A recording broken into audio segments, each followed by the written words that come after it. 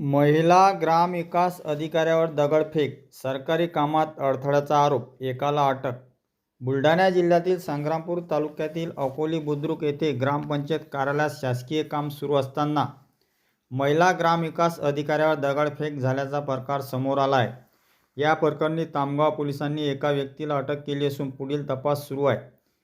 Police फिर्यादीनुसार 1 August रोजी दुपारी ग्रामविकास अधिकारी कुमारी किरण केशव चांदेकर या पंचायत समिती संग्रामपूर येथील वरिष्ठ अधिकारी आणि कर्मचाऱ्यासह अतिवृष्टी सर्वेक्षणासंदर्भातील शासकीय कामकाज करत होत्या. या दरम्यान सूरज सुधाकर ससाने वय 27 राहणार अकोली बुद्रुक हे ग्रामपंचायत कार्यालयात आले.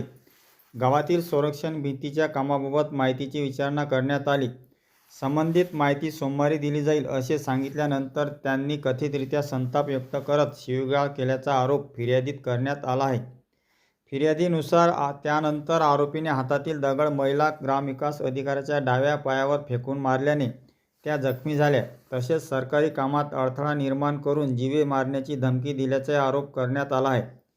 या प्रकरणी तामगाव पोलीस ठाण्यात विविध कलमान्वये गुन्हा नोंद करण्यात आला असून पोलिसांनी आरोपीला अटक केली आहे. या प्रकरणाचा पुढील तपास पोलीस उपनिरीक्षक विलास बोपटे हे ठाणेदार श्रीकांत निचळ यांच्या मार्गदर्शनाखाली करत आहेत.